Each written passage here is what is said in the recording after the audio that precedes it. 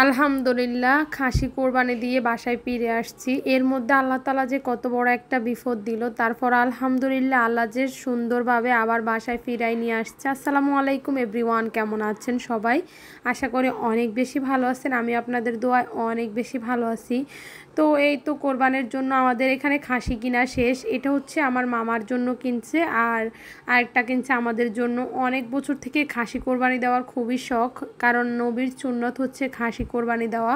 তো আমাদের সামর্থ্য ছিল এবারে খাসি কোরবানি দেওয়া। ইনশাল্লাহ সামনের বছর আবার যদি গরু কোরবানি দেওয়ার সামর্থ্য হয় তাহলে ইনশাল্লাহ দিব। গত বছর আমরা গরু দিয়েই কোরবানিটা দিয়েছি। এবার কিছু সাময়িক সমস্যার জন্য গরুটা কোরবানি দিতে পারতেছি না, তাই খাসি দিয়ে কোরবানিটা করলাম। তো যাই হোক আলহামদুলিল্লাহ, তারপরও নবীর সুন্নত পালন করতে পারছি, এটাই আল্লাহর কাছে লাখো কোটি শুকরিয়া। তো ছাগল কেনা শেষ। তো ছাগল দুইটা কেনার পর যখন আমাদেরকে ভিডিও পাঠালো তখন আমরা দেখে খুবই মন খারাপ করলাম। এত ছোট ছাগল কেনা হয়েছে, একটা ছাগল প্রায় 20 থেকে 21 হাজার টাকা করে পড়ছে। তো কিন্তু বাস্তবে যখন ছাগলগুলো দেখলাম মাশাল্লাহ অনেক বড়।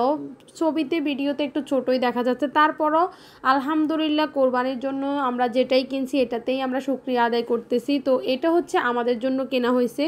আমাদের খাসিটার চেহারাটা আমার কাছে খুবই ভালো লাগছে। সুন্দর একটা কালার ছিল, সাদা এবং বাদামি কালারের মধ্যে ছিল এবং অনেক বড় ছিল, বাস্তবে খুবই বড় দেখতে দেখা গেল। তো যাই হোক এখন সবাই রেডি হয়ে গেলাম, গ্রামের বাড়ির উদ্দেশ্যে চলে যাব। আমরা চাঁদ রাত্রিতে যাচ্ছি, মানে হচ্ছে ঈদের আগের দিন রাত্রে যাচ্ছি। এখন সবাই মিলে রেডি হয়ে গেলাম, বাসার সবাইকে নিয়ে চলে যাব গ্রামে। তো এই তো আমার মেয়েটাও রেডি হয়ে গেল, এখন বাসার সবাইকে নিয়ে রেডি হয়ে গ্রামের উদ্দেশ্যে রওনা হয়ে যাব। তো একটু ভিডিও ক্লিপস নিলাম, ভাবলাম দিনের বেলায় যাব গ্রামে, একটু রাস্তার পাশের ভিউগুলো নিব। আমার কাছে গ্রামের ভিডিওগুলো খুবই ভালো লাগে, কিন্তু নিতে পারি না।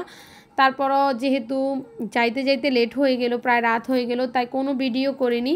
আমাদের এখান থেকে গ্রাম প্রায় 100 টাকার ভাড়া। ফাইনালি চলে গেলাম বাড়িতে। ওইখানে গিয়ে দেখি সবার প্রায় মেহেদি লাগানো শেষ, এখন আমি লাগাচ্ছি। প্রায় রাত্রের 11টা বাজে, তখন আমাকে আমার এক আন্টি মেহেদি লাগাই দিচ্ছি। ওর আর্টগুলা মাশাল্লাহ এত সুন্দর হয়। এই যে দেখেন ফাইনালি আমার হাতের লুকটা খুবই সুন্দর হয়েছে, আমার কাছে অনেক খুশি লাগতেছে। তো আমার বান্ধবী এখানে অর্গানিক মেহেদি লাগাইতেছে, আমি ভাবলাম অর্গানিক মেহেদি লাগাবো, কিন্তু অর্গানিক মেহেদির কালারটা আস্তে আস্তে আসে, যার কারণে আমি লাগাইতে চাইনি।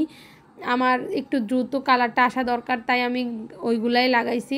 কারণ রাত্রে পোয়ালেই ঈদের মধ্যে যদি মেহেদি হাতে না থাকে তাহলে তো আর ভালো লাগে না। এই তো ফাইনালি আমাদের খাসি জবাই শেষ, এখন বাসায় চলে আসছি মাংস নিয়ে।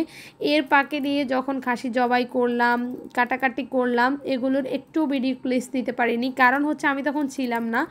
আমাদের অনেক বড় একটা বিপদ হয়েছে, আমার আব্বু খুবই অসুস্থ হয়ে গেছে হঠাৎ করে ঈদের দিন সকালে নামাজ পড়ে এসেই।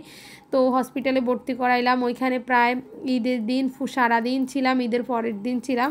এরপরে মোটামুটি আলহামদুলিল্লাহ অনেকটা সুস্থ হয়ে যায় আব্বু, তখন চলে আসছি বাসায় রিলিজ করে। বাসায় এসে সব মাংস নিয়ে আম্মু চলে আসছে গ্রাম থেকে, এসে আমাকে বললো এগুলো ফ্রিজে ফ্রোজেন করে রাখার জন্য। তো আমি এই তো ফ্রিজে রাখতেছি। গ্রাম থেকে আসার সময় 2টা কাঁঠাল নিয়ে আসছি, আর অনেক কিছু নিয়ে আসছি, কিন্তু ভিডিওতে ঠিকমতো করতে পারি না। আসলে মন মানসিকতা নাই ভিডিও করার, কারণ হচ্ছে হঠাৎ করে যে এত বড় একটা বিপদ আসবে কল্পনাও করতে পারিনি। ঈদের মতো একটা আনন্দের দিনে আমার আব্বু যে এত বড় অসুস্থ হয়ে যাবে, আল্লাহর রহমতে আল্লাহ হয়তো হায়াত রাখছে, তার কারণে উনি বেঁচে আছে। নাহলে যে অবস্থা ছিল ডাক্তাররা বলছে এত বেশি প্রেশার থাকলে মানুষের হায়াত থাকলে বাঁচে না, হায়াত না থাকলে মারা যায়।